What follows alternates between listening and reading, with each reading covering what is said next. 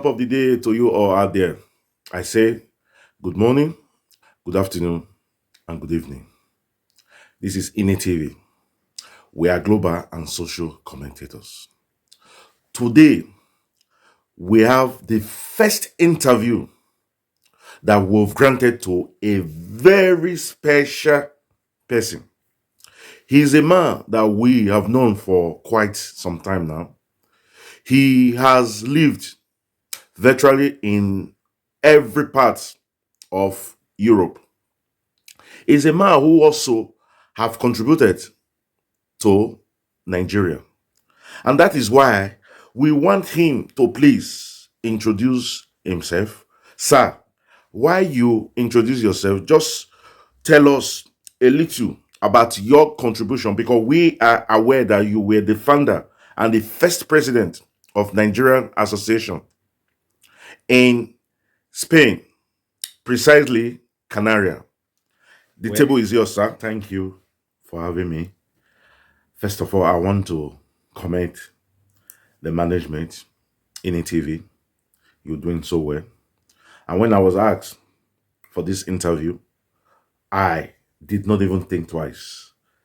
First of all, to your question, every human being is a politician, because politics has to do with the art of choosing.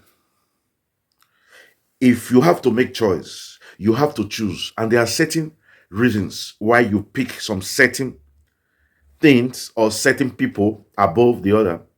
It's the art of politics. But the difference is some people are active politicians by profession, while some of us are not. So when you come out to vote, that's a political art. So that makes you, everybody in short, a politician. Where, just like you said, when you are miles away from home, you get that nostalgia feeling. And it feels right to gather Nigerians together and make sense out of us. So that was why we decided to form Nigerian Association as a bridge between the embassy and the people, the embassy and the Spanish government. It's like giving the Nigerians in diaspora a voice. By the time you come together as a group, your voice are much more louder and you reach further than when you go solo. So Nigerian Association, like you said, was not just only in Canarias where we live. We liaise with other associations, Nigerian association, federations, like in Madrid, Bilbao, Valencia, and we all spoke with one voice. We come together, we rub mind, and we spoke with one voice. And there's a lot to benefit in associating with your country in diaspora than not. Thank you. Thank you. We know you are so much involved in Nigerian issue, and that's not surprising as a Nigerian. But your passion, you talk so much. Even we feel that you might be miles and miles away from Nigeria, but your soul and body is in Nigeria. And you talk so much to see a better Nigeria. So, sir, how do you see the 2023 election that will be coming up in Nigeria? Thank you very much. You see, the 2023 presidential election in Nigeria is a new form of election. This is an election that has never happened before. Nigerians don't really give an F about who comes in and who don't, because it is believed that all politicians are corrupt.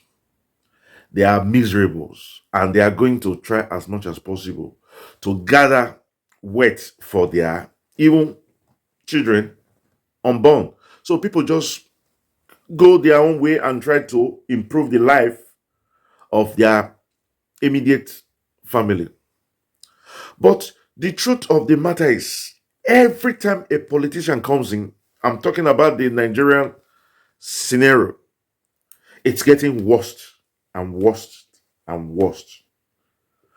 And it has reached a stage that the people now said, no, no, no, no, no, no, no.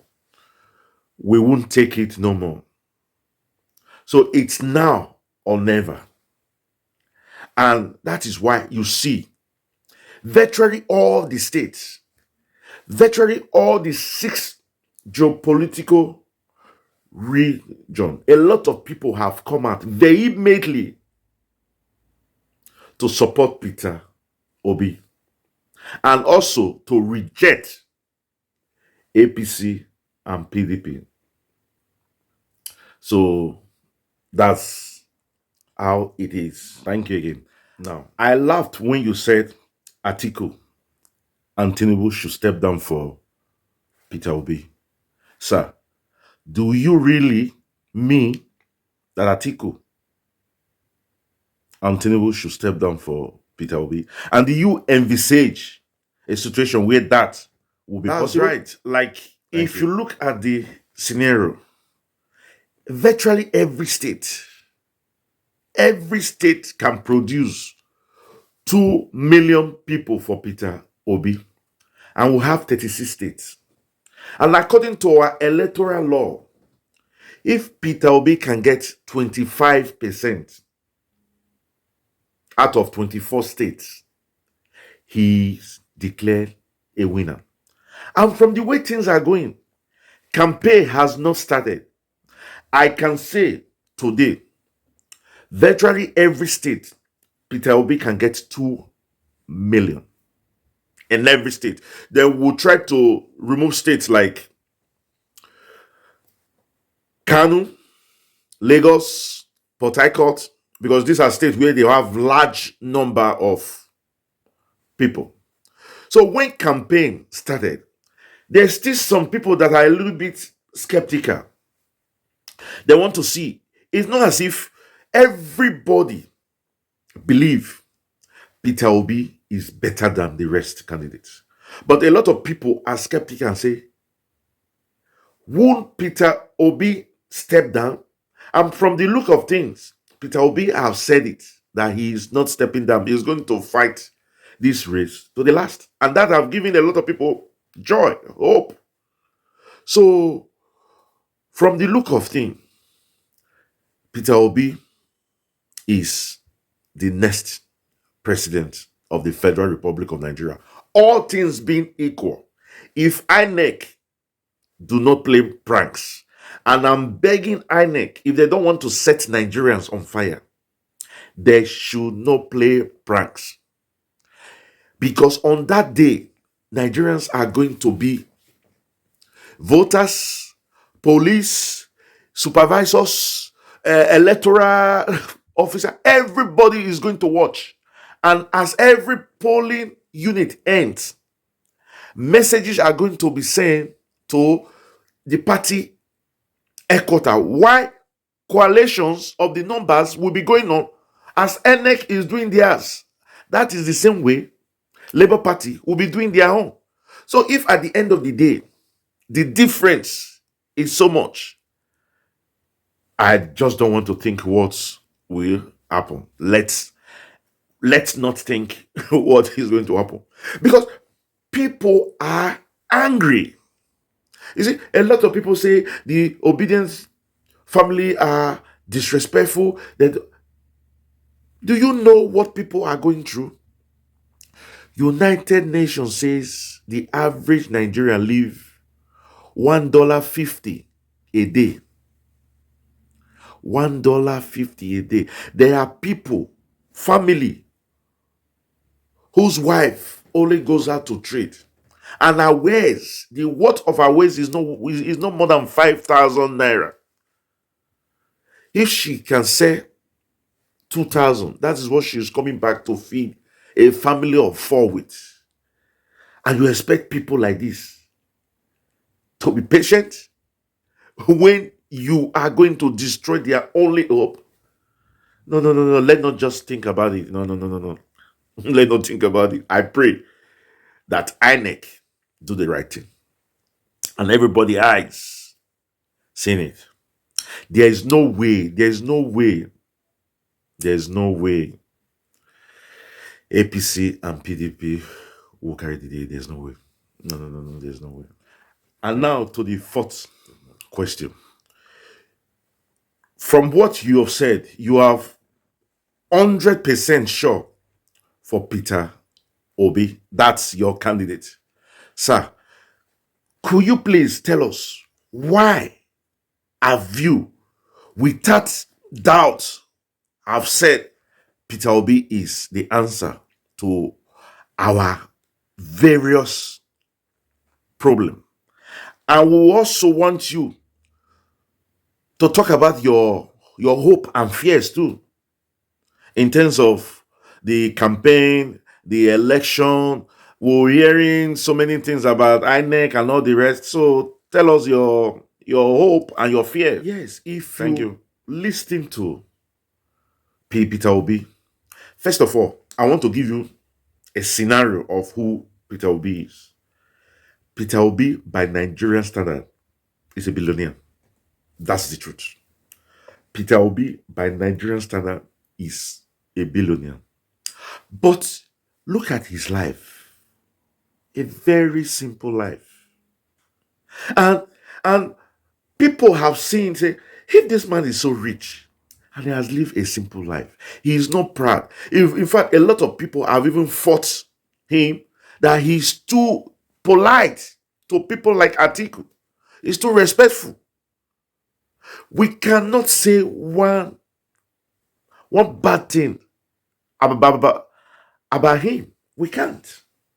And if you look at what he has said he would do, he has listed 5 things that he would do. And by the time he's able to solve these 5 things, at least there will be a change in Nigeria. The first thing he said, security.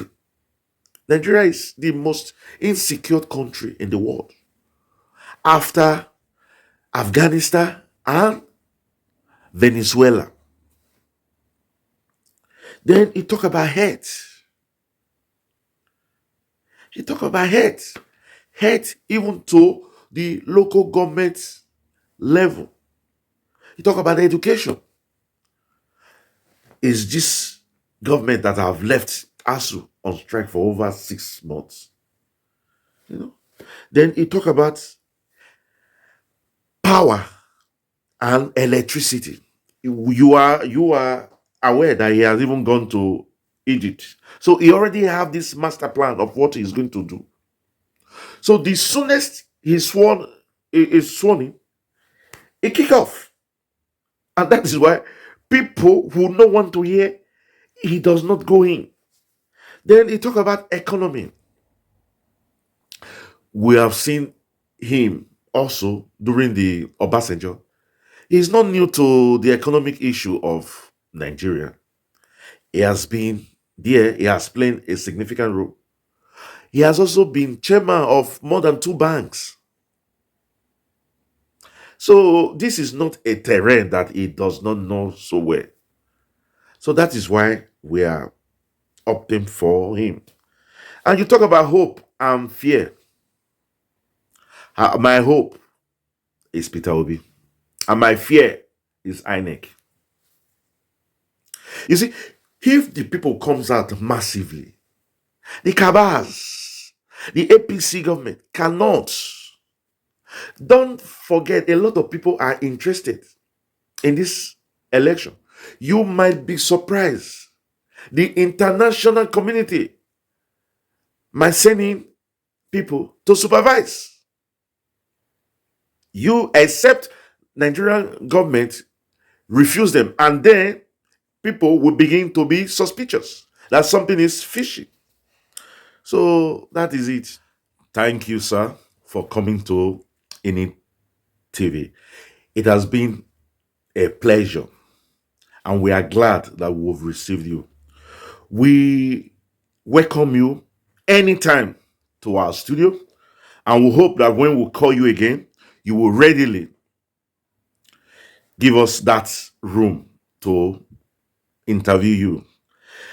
But finally, before I let you go, sir, I will want you to leave just anything you have to say. It was for Nigerians living in Africa and in diaspora. To all Nigerians, I want to say this is the hard way and the only way. There's only one road leading to paradise, and that road is narrow. A lot of obstacles will come. Just like Ebonyi State, the 1 million march were dispersed. Although the governor have denied that he was not responsible for that, but the police went in and dispersed the crowd. So oppositions will always come in directly or indirectly to usurp, to stop this Peter Obi into the presidential villa. But this is a moving trailer. Anybody that comes its way, it's going to crush that person. It's a movement. You see, people are bringing out their money, financing a campaign. And Peter Obi has not even stopped. He's always on the news. Always. So our mind keep echoing, keep refreshing. There is a man out there that is doing everything to come in. So every opposition will be resisted by the people. And don't forget, power belongs to the people. We've had a wonderful discussion with our guest, Mr. Ephraim Imafidon. Sir, thank you once again for coming to grace this interview. We are so much honored and privileged to have you. Well, for those coming across this video for the first time, this is INEC TV. Ephraim Naruna Imafidon Idisoge TV. We are global and social commentators. And if you are a returning subscriber, we'll say thank you, and thank you. And for those who are seeing our video for the first time, we'll indulge you to like and comment. And we'll also ask you to please subscribe to this channel. We're one big family. And as it is the culture of this channel, we will catch you when we make the next video. Until then, we'll say chooks, adios, au revoir, hasta la vista. Thank you.